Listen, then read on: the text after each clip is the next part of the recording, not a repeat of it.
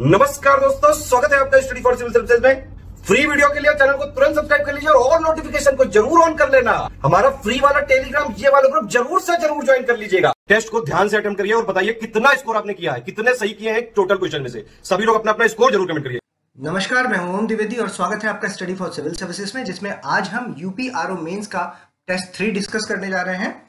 और आगे बढ़ने से पहले मैं आपको बता दूं कि स्टडी फॉर सिविल सर्विसेज के कई फ्री और पेड कोर्सेज यूट्यूब और टेलीग्राम पर मौजूद हैं, जिन्हें आप इस लिंक के थ्रू और इन नंबर्स पे कॉल करके ज्वाइन कर सकते हैं। तो चलिए शुरू करते हैं हम अपना आज का वीडियो। और हमारा पहला क्वेश्चन है, निम्नांकित में से किस स्थल पर जल निकास प्रणाली जो सिंधु सभ्यता की महत्वपूर्ण विशेषता है उसका अभाव देखने को मिला है? ठीक है, बनावली से, सुरकोटदा से, राखीगढ़ी से या धोलावीरा से? तो इसका आंसर है बनावली में। ठीक है, बनावली में जल निकास प्रणाली का अभाव देखने को मिला है। ये है किस जगह पर? ये घग्गर नदी के किनारे हरियाणा में। और सुरकोटदा है जो ये गुजरात में पड़ता है। राखीगढ़ी है जो, इसके साथ एक फैक्ट जुड़ा हुआ है कि ये लार्जेस्ट इंडियन साइट है हड़प्पन सिविलाइजेशन की। ठीक है, और जो धोलावीरा है वो है लूनी नदी के किनारे गुजरात में। ये है कहां पर? ये हरियाणा में। ठीक है, चलते हैं नेक्स्ट क्वेश्चन की ओर।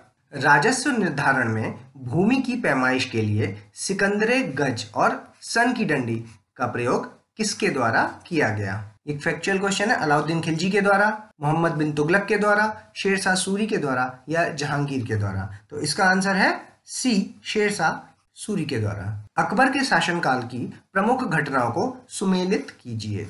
दास प्रथा का अंत 1562 में, जजिया की समाप्ति 1564 में, मजहर या अमोघत्व की घोषणा 1579 में और तौहीद इलाही की घोषणा 1582 में। तो हमारा आंसर हो जाएगा बी, BADC।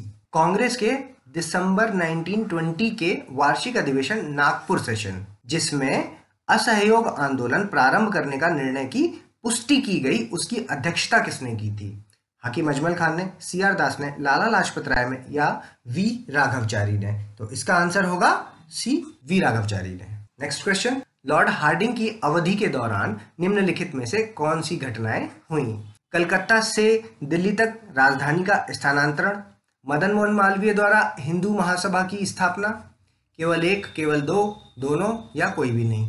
तो देखिए, लॉर्ड हार्डिंग का टाइम कब से कब तक का है? ये टाइम है इनका 1910 से 1916 तक का। ठीक है, जिसमें ये वाली जो घटना है वो है आपकी 1911 की घटना और ये है आपकी 1915 की घटना। तो इस हिसाब से ये दोनों ही इन्हीं के टाइम पीरियड के अंदर आ रहा है। तो आंसर हो जाएगा हमारा सी। बाबर ने कविताओं का संग्रह किस नाम से करवाया? दीवान के नाम से, तुजुके बाबरी के नाम से, मुबय्यन के नाम से या तारीख राशिदी के नाम से? तो इसका आंसर है दीवान के नाम से। ठीक है, ये काफी फेमस है। मराठों के उत्कर्ष के निम्नलिखित में से क्या कारण है? भौगोलिक परिस्थिति, औरंगजेब की हिंदू विरोधी नीतियां, मराठा संत कवियों का धार्मिक आंदोलन या उपर्युक्त सभी? तो देखिए, भौगोलिक परिस्थिति अच्छी थी तभी तो वो गुरिल्ला वॉर कर सकते थे। औरंगजेब की हिंदू विरोधी नीतियां, इसी की वजह से उनको क्या है कि हिंदुओं को एकत्रित करने की सहायता मिली। मराठा संत कवियों का धार्मिक आंदोलन है ना, तो इससे ये हो गया कि ये हिंदुओं को यूनाइट करने में ईजी रहा। ठीक है, और उपर्युक्त सभी, तो इसका आंसर हो जाएगा डी, उपर्युक्त सभी। निम्नलिखित में से किसने जजिया कर हटाया था? तो देखिए, सबसे पहले इसको औरंगजेब ने तो लगाया था, उसके बाद फिर बहादुर शाह आया तो उसने इसको हटा दिया, उसके बाद फिर आया जहांदार शाह, उसने इसको फिर से लगा दिया, और फिर उसके बाद आया मोहम्मद शाह जिसने फाइनली इसको हटाया। तो इसमें ऑप्शंस के हिसाब से अगर देखें तो इसने लगाया है, जहांदार शाह ने भी लगाया है, मोहम्मद शाह ने इसको फाइनली हटाया है। तो आंसर हो जाएगा सी। हमें अपने प्रयासों में कोई सफलता नहीं मिलेगी अगर हम साल में एक बार मेंढक की तरह टर्राते हैं। यह किसका वाक्य है? बहुत ही फेमस वाक्य है, यह है बाल गंगाधर तिलक का वाक्य। रणजीत सिंह के उत्तराधिकारियों को क्रम से लगाइए, तो कौन है? खड़क सिंह, नौनिहाल सिंह, शेर सिंह और दिलीप सिंह। ये लाइन से ही लगे हुए हैं सारे। तो आंसर हो जाएगा ए। निम्न में से कौन सा महासागर के प्रवाह को प्रभावित करने वाले कारक नहीं है? ठीक है, which of the following are not the factor affecting the flow of ocean currents? Rotation of the earth, forest fire, gravitational force या इंसोलेशन? तो इन सब में ये तीनों ही ओशियन करंट को अफेक्ट करते हैं। बस ये फॉरेस्ट फायर है जो, इसका उससे कोई लेना देना नहीं है। तो आंसर हो जाएगा B, forest fire. Which is the longest mountain of the world? Answer है आपका मिड ओशियनिक रिज। एंडीज कहां पर है ये आपको देख लेना है, ये साउथ अमेरिका के किनारे किनारे पूरे में। और रॉकीज माउंटेन है जो ये कहां पर है, ये नॉर्थ अमेरिका में। और ग्रेट डिवाइडिंग रेंज ऑस्ट्रेलिया में। तो ये आपको मैप में एक बार लोकेट कर लेना है। इस क्वेश्चन का आंसर है मिड ओशियनिक रिज, मध्य महासागर पर्वतमाला। Consider the following statement, volcanoes having no indication for future eruption but suddenly they erupt very violently called the dormant volcanoes। तो देखिए सबसे पहले हमको क्या ये पता होना चाहिए कि तीन तरह के वोल्केनोज, एक होता है एक्टिव, एक होते हैं डोरमेंट और एक होते हैं एक्सटिंक्ट या डेड कह लीजिए इनको, ठीक है। तो एक्टिव कौन से होते हैं? एक्टिव होते हैं जो कॉन्स्टेंटली वोल्केनिक लावा को इरप्ट करते रहते हैं। और इनका एग्जाम्पल क्या है? माउंट इटना ले लीजिए आप, है ना, स्ट्रोम्बोली ले लीजिए, उसके बाद कोटोपैक्सी हो गया, और अब बैरन आइलैंड हमारा अंडमान वाला, ठीक है। तो ये सारे क्या है, ये एक्टिव है। उसके बाद डोरमेंट की अगर बात करें तो ये कौन से होते हैं? जो ये डेफिनेशन लिखी है ये डोरमेंट के बारे में लिखी है, वोल्केनोज ज्वालामुखी का भविष्य के विस्फोट के लिए कोई संकेत नहीं होता है, लेकिन अचानक से क्या होता है कि हिंसक रूप में फट जाते हैं, ये होते हैं आपके डोरमेंट। तो इसका अगर मैं एग्जाम्पल आपको बताऊं तो वेसुवियस इटली में है, जो फ्यूजियामा जापान वाला, और आपका कराकताओ इंडोनेशिया वाला। उसके अलावा अगर मैं डेड की बात करूं तो ये वो होते हैं जो कई सालों से इरप्ट ही नहीं हुए हैं, और आगे कोई फ्यूचर में इनका कोई इंडिकेशन भी नहीं है। जैसे कि आपका फेमस है जो वो किलिमंजारो अफ्रीका वाला, और आपका अकांकागुआ हो गया जो एंडीज पर्वत में है आपका। तो इस क्वेश्चन की अगर बात करें तो माउंट इटना और स्ट्रोम्बोली जो है ये दो एग्जाम्पल्स काहे के बता रहे हैं? डोरमेंट के, जबकि ये काहे के एग्जाम्पल है? एक्टिव के। तो ये हो जाएगा गलत, ये सही, तो only one is the answer. Which of the following statement about exogenic force are not correct? तो सबसे पहले तो आपको एक्सोजेनिक और एंडोजेनिक पता होना चाहिए, ठीक है। तो एंडोजेनिक क्या होते हैं? जिससे माउंटेन बिल्डिंग प्रोसेस होता है ना, कोई भी चीज जब स्ट्रक्चर बनता है। और एक्सो क्या है? जब स्ट्रक्चर टूटता है, ठीक है। तो टूटता कैसे टूटेगा? या तो आपका वेदरिंग की वजह से ले लीजिए, या इरोजन की वजह से ले लीजिए, और भी इफेक्ट्स हो सकते हैं। तो इनकी वजह से जब कोई भी स्ट्रक्चर टूट रहा है, खत्म हो रहा है, डिसइंटीग्रेट हो रहा है, तो वो हो जाता है एक्सोजेनिक फोर्स। और जिस भी फोर्स की वजह से कोई स्ट्रक्चर बन रहा है, जैसे कि पहाड़ बन गया, प्लेटू बन गया, कोई भी चीज, तो वो एंडोजेनिक के अंदर आता है, ठीक है। ये तो बेसिक डिफरेंस हो गया। अब क्वेश्चन देखते हैं। तो इसमें क्या कह रहा है कि large scale transportation of the material is called weathering, और process of decomposition of rocks is known as erosion. तो ये एक्सोजेनिक की बात कर रहा है। तो इस हिसाब से अगर देखा जाए तो वेदरिंग और इरोशन दोनों ही पहले तो एक्सोजेनिक का ही पार्ट है, ठीक है। अब क्वेश्चन के आगे देखें तो लार्ज स्केल ट्रांसपोर्टेशन है जो ये इरोशन में होता है ना, और जो प्रोसेस ऑफ डिकम्पोजिशन जो टूटता रहता है जो रॉक्स का, वो वेदरिंग कहलाएगा। तो इस क्वेश्चन का आंसर हो जाएगा none of the above, D. Which of the following conventions related to hazardous material, ठीक है, खतरनाक सामग्री से कौन सी संबंधित है? देखिए Stockholm convention, basal convention, Rotterdam convention या मॉन्ट्रियल प्रोटोकॉल। तो सबसे पहले तो हम इसको अलग कर लेते हैं, जो बड़ी फेमस है मॉन्ट्रियल प्रोटोकॉल। किस चीज से रिलेटेड है? ये ओडीएस है ना, ओजोन डिप्लीटिंग सब्सटेंस, ये इसके बारे में। मॉन्ट्रियल प्रोटोकॉल में हम ओडीएस की बात करते हैं। स्टॉकहोम कन्वेंशन है जो, वो किस चीज से रिलेटेड है? वो है परसिस्टेंट ऑर्गेनिक पॉल्यूटेंट के रिस्ट्रिक्शन से रिलेटेड है। और बेसल कन्वेंशन है, ये किससे? ये trans boundary movement, hazardous material का ट्रांस बाउंड्री मूवमेंट, मतलब एक देश से दूसरे देश की अगर बाउंड्री को क्रॉस कर रहे हैं, या एक स्टेट के अंदर दूसरे स्टेट के, तो इसके जो गाइडलाइंस है वो आपको फॉलो करनी पड़ेंगी। अगर कोई ऐसा मटेरियल है जो इस एरिया में नुकसान पहुंचा सकता है, वो अगर कहीं और जा रहा है, यहीं पे डंप करके उसे खत्म नहीं किया, तो जो गाइडलाइंस है वो उनको फॉलो करने के लिए इसमें बेसल कन्वेंशन में बात करते हैं। उसके बाद रोटरडम कन्वेंशन है जो, ये है बायोसेफ्टी से रिलेटेड है। इसमें क्या है? इंफॉर्मेशन है जो वो आप एक दूसरे के साथ साझा करते हो और उसके हिसाब से काम करते हैं, तो हजार्डस मटेरियल से रिलेटेड है। और ये जो मॉन्ट्रियल प्रोटोकॉल है ये ओडीएस से रिलेटेड है। तो आंसर इसका क्या हो गया? 1, 2 और 3, मतलब बी। दुनिया में केवल तैरता हुआ राष्ट्रीय उद्यान कौन सा है? फेमस केबुल लमजाऊ, जो कहाँ पे स्थित है? मणिपुर में, ठीक है। एमएबी के तहत भारत में बायोस्फीयर रिजर्व्स की संख्या है कितनी है? 8, 9, 10 या 11? तो इसका आंसर हो जाएगा 11। कौन से हैं वो 11? अभी 2018 में कंचनजंगा को जोड़ा गया है, ठीक है। तो उससे पहले 10 थी, तो ये 11वीं है, ठीक है। तो वो 10 कौन कौन सी हैं? नीलगिरीज हो गई, गल्फ ऑफ मन्नार हो गई, उसके बाद सुंदरवन हो गई, उसके बाद नंदा देवी हो गई, फिर नोक्रेक ले लीजिए, है ना, उसके अलावा पचमढ़ी ले लीजिए, उसके बाद अचानक मार अमरकंटक ले लीजिए, और उसके बाद आप ग्रेट निकोबार ले लीजिए, फिर उसके बाद अगस्था मलाई ले लीजिए, और उसके बाद लास्ट में ये अगस्था मलाई 2016 की है, ठीक है। और लास्ट में हमारी इस Kanchenjunga. The study of inter relationship between living organism and their environment, ठीक है, लिविंग ऑर्गेनिज्म के और उसके एनवायरनमेंट के इंटर रिलेशनशिप के बारे में, as well as among organism themself, या कई सारे ऑर्गेनिज्म के आपस के एनवायरनमेंट के बारे में, जिसमें हम चर्चा करते हैं उसका नाम क्या है, इकोलॉजी, इकोसिस्टम, इकोटोन या इकोलॉजी एंड एनवायरनमेंट। तो देखिए ये डेफिनेशन है जो आपकी, ये जो लिखी हुई है, ये हैकल ने दी थी, अर्नेस्ट हैकल ने, ठीक है। और ये किस चीज की डेफिनेशन है, ये है आपकी इकोलॉजी की डेफिनेशन। वहीं जो बड़ी फेमस इकोसिस्टम की जो डेफिनेशन है वो किसने दी है, टेंसले ने, ठीक है। और इन्होंने बताया कि एरिया जहां जैविक और अजैविक कंपोनेंट एक दूसरे के साथ इंटरेक्ट करते हैं और ये इंटरेक्शन एनर्जी फ्लो और न्यूट्रिएंट फ्लो में सहायक होता है, ठीक है, तो उसको हम इकोसिस्टम कहते हैं। ये ऐसा टेंसले ने बताया। और जो इकोटोन क्या है, ये वो ट्रांजिशन जोन होता है, ठीक है, दो इकोसिस्टम का ट्रांजिशन जोन जो होता है, ये हो गया आपका इकोटोन। तो इस क्वेश्चन का answer A, ecology.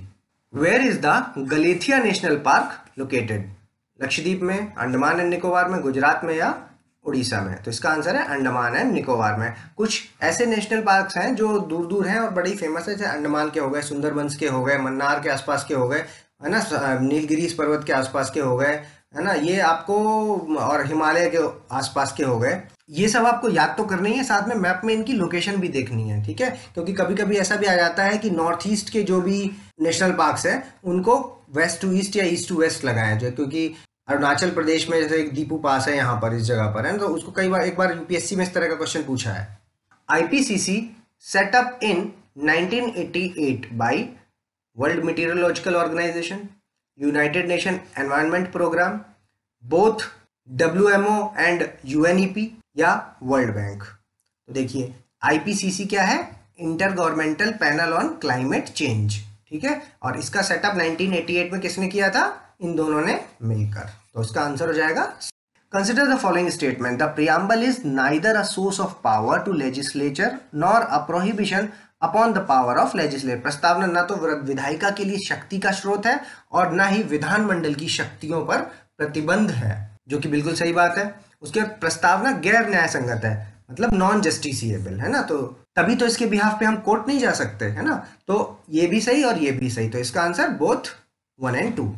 Consider the following, fundamental rights are not absolute but qualified. मौलिक अधिकार निरपेक्ष नहीं बल्कि योग्य हैं, इसीलिए जो स्टेट है वो रीजनेबल रिस्ट्रिक्शंस लगा सकता है किस चीज पर, फंडामेंटल राइट्स पर। हालांकि ऐसा कोई भी रीजनेबल रिस्ट्रिक्शन है जो उसको डिसाइड कौन करेगा, कोर्ट करती है, ठीक है, कि ये सही है क्या नहीं है, लेकिन लगा सकता है, ठीक है। मौलिक अधिकार पवित्र या स्थायी नहीं है, क्योंकि पार्लियामेंट किसी भी फंडामेंटल राइट को हटा सकता है, काटछाट कर सकता है, लेकिन सिर्फ CAA मतलब कॉन्स्टिट्यूशनल अमेंडमेंट एक्ट के थ्रू, ठीक है। और इसमें एक पॉइंट और है कि ये करते समय उनको बेसिक स्ट्रक्चर का ध्यान रखना होता है कि इसमें कोई भी छेड़छाड़ नहीं होगा, क्योंकि अगर ऐसा हुआ तो कोर्ट बीच में आ जाएगा। तो इस क्वेश्चन की अगर बात करें तो दोनों ही स्टेटमेंट सही है, तो आंसर हो गया C, both the above. Which among the following are the criticism of Indian constitution. कुछ भारतीय संविधान के क्रिटिसिज्म है, जैसे कि बोरोड कॉन्स्टिट्यूशन, हमने कई सारे प्रावधान हैं जो अलग अलग देशों से लिए हैं, ठीक है, तो उसका कुछ लोग क्रिटिसिज्म करते हैं कि खुद का नया कुछ नहीं है और ये इधर उधर से उठा करके इन्होंने एक बुक बना दी है। उसके बाद पैराडाइज ऑफ द लॉयर, देखिए हमारा जो संविधान है उसकी भाषा बड़ी कठिन सी लिखी हुई है, क्यों, क्योंकि जब ये लिखी गई थी उसमें मैक्सिमम लोग क्या थे, लॉयर थे, तो वो काफी टफ लिखा हुआ है, तो इसको पैराडाइज ऑफ लॉयर भी कहते हैं, इसका क्रिटिसिज्म है।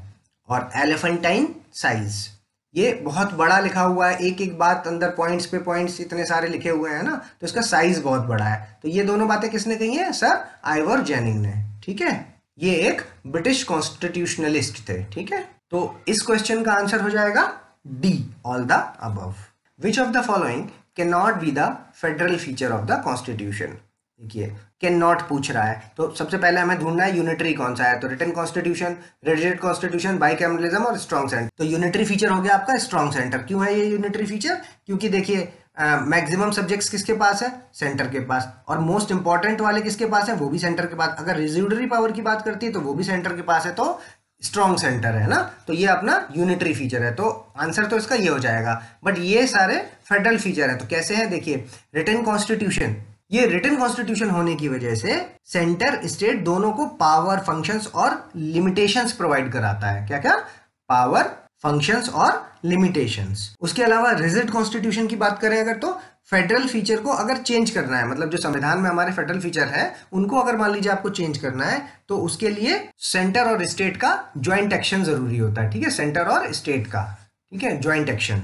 और बाइकैमरलिज्म, ये तो राज्यसभा हो गया और एक लोकसभा हो गया। तो राज्यसभा क्या है? रिप्रेजेंटेशन करती है किसका? स्टेट्स ऑफ इंडियन फेडरेशन का। और सेंटर है जो डायरेक्टली पीपल ऑफ इंडिया का। तो इस क्वेश्चन का आंसर हो जाएगा D, strong centre. Which of the following are the part of DPSP outside the part 4? Separation of judiciary and executive क्या है? ये article 50। Organisation of agriculture and animal husbandry, ये कौन सा आर्टिकल है? आर्टिकल 48। और minimum wages for the worker, श्रमिकों के लिए न्यूनतम मजदूरी, ये कौन सा आर्टिकल है आपका? 43। और claims of SC ST to service, ये है जो आपका, ये डीपीएसपी के बाहर का हिस्सा है, क्योंकि ये है आपका आर्टिकल 335 जो कि पार्ट 16 में दिया गया है। ठीक, ये आपका डीपीएसपी के बाहर है। तो इस क्वेश्चन का आंसर क्या हो जाएगा? A. Which of the following are socialist principles of directive principles of state policies? क्या है? To promote equal justice and to provide free legal aid, ये कहां पर लिखा हुआ है? आर्टिकल 39A में। To secure a living wage, a decent standard of living and social and cultural opportunity for all worker, एक जीवित मजदूरी को सुरक्षित करने के लिए सभी श्रमिकों के लिए जीवन और सामाजिक और सांस्कृतिक अवसर का एक सभ्य मानक, ये आपका आर्टिकल 43 का पार्ट है। और organisation of the village panchayat का गठन, ये आर्टिकल 40 हो गया। ठीक है, तो देखिए ये वाला तो हो गया आपका गांधीयन प्रिंसिपल। ये तो पता है ना, सोशलिस्ट प्रिंसिपल्स होते हैं कुछ गांधीयन प्रिंसिपल्स होते हैं और कुछ लिबरल इंटेलेक्चुअल प्रिंसिपल्स। ठीक है, ये 3 पार्ट्स में अपने डीपीएसपी को बांट सकते हैं। तो ये वाला है जो ये गांधीयन प्रिंसिपल का पार्ट है, और ये तीनों क्या है? सोशलिस्ट प्रिंसिपल्स का पार्ट। ठीक है, तो 1 और 2 इसका आंसर हो जाएगा। तो आंसर है A. Article 22 grants protection to a person who are arrested, detention and convicted. तो देखिए आर्टिकल 22 है जो वो अरेस्ट एंड डिटेंशन के बारे में बात करती है। तो डिटेंशन ये क्या होता है? डिटेंशन का मतलब 2 तरह के होते हैं, एक होता है पुनिटिव डिटेंशन और एक होता है प्रिवेंटिव डिटेंशन। प्रिवेंटिव, ठीक है, पुनिटिव का मतलब होता है पनिशमेंट, ठीक है, punishment.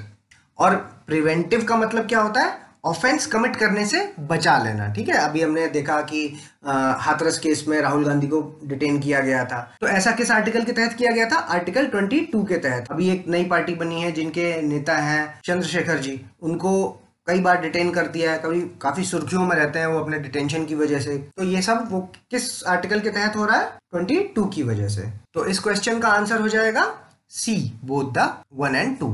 In which case, Supreme Court held that right to travel abroad is a fundamental right under Article 21. Maneka Gandhi 1978, Kesavananda Bharati 1972, 73, Indira Sawhney 1992, A K. Gopalan 1950. तो देखिए ये जो राइट टू ट्रेवल अब्रॉड, ये भी एक फंडामेंटल राइट है।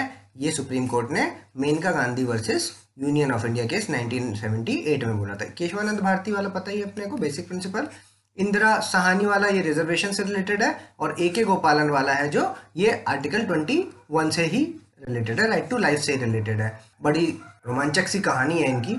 ये बेचारे नैरो इंटरप्रिटेशन, सुप्रीम कोर्ट के narrow interpretation on article 21 right to life के चक्कर में काफी लंबे समय तक जेल में रहे। तो खैर ये आर्टिकल 21 से रिलेटेड है। इस क्वेश्चन का आंसर है A, Maneka Gandhi.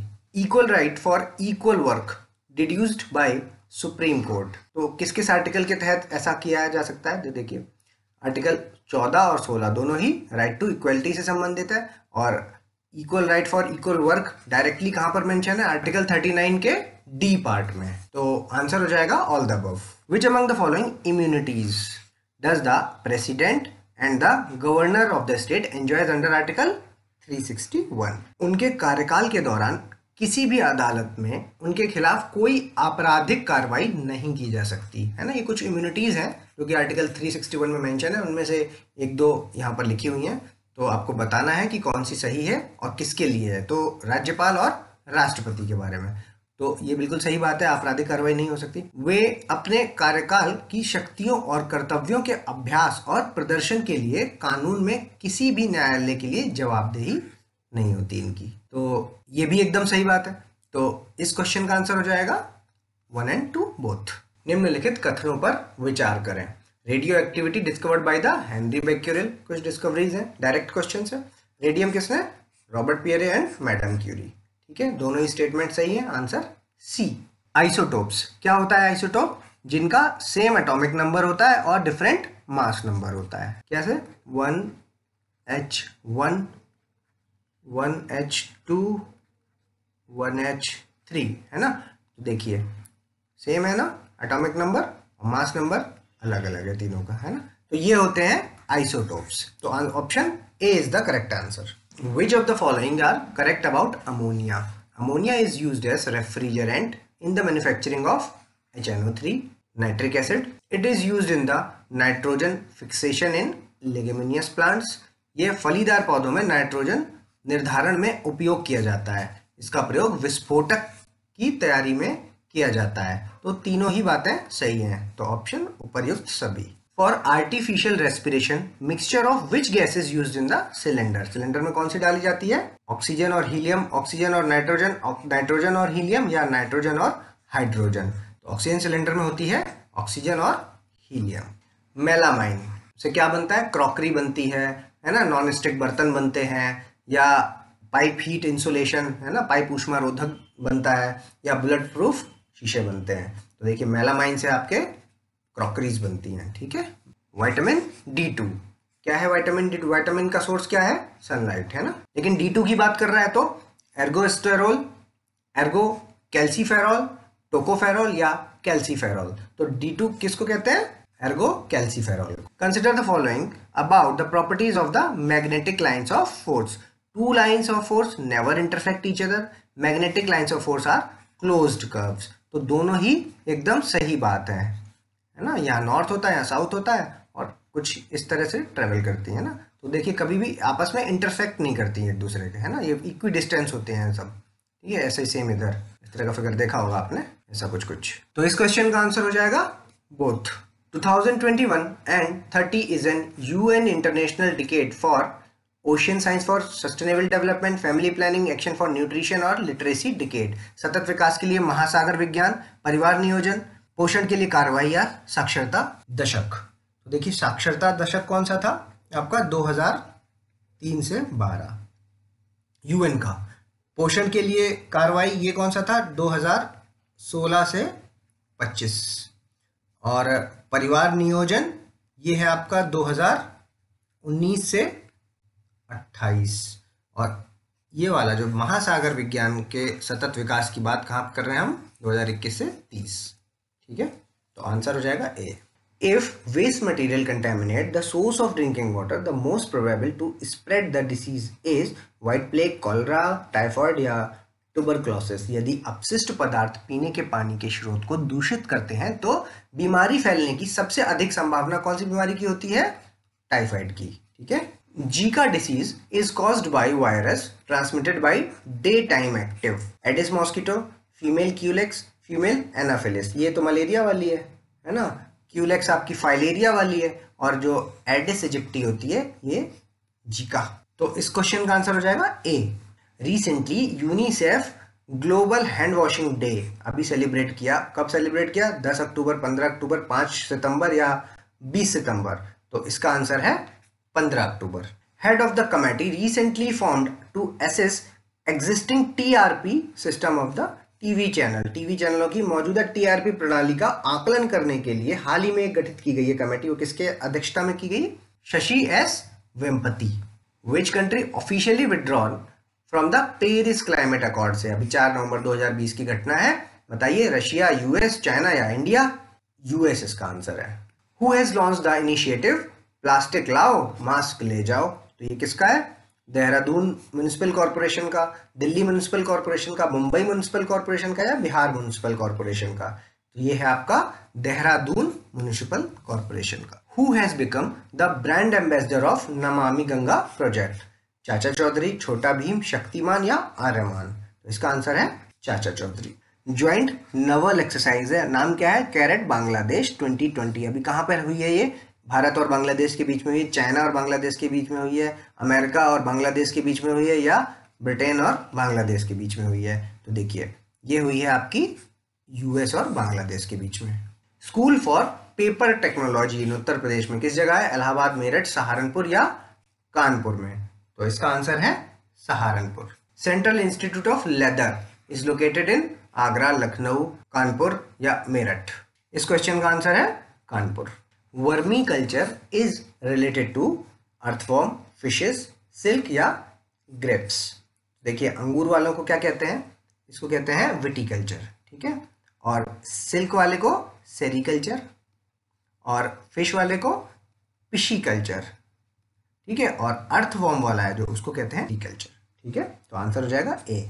Narendra Dev university of agriculture and technology, ये कहाँ पर है? मेरठ में, फैजाबाद में, कानपुर में या झांसी में? तो देखिए नरेंद्र देव यूनिवर्सिटी है जो, वो तो आपकी फैजाबाद में है, लेकिन इन सभी जगहों पर एग्रीकल्चरल यूनिवर्सिटीज हैं। तो कमेंट्स के माध्यम से आप लोग बताइए कि इन सभी जगह की यूनिवर्सिटीज के नाम क्या क्या हैं।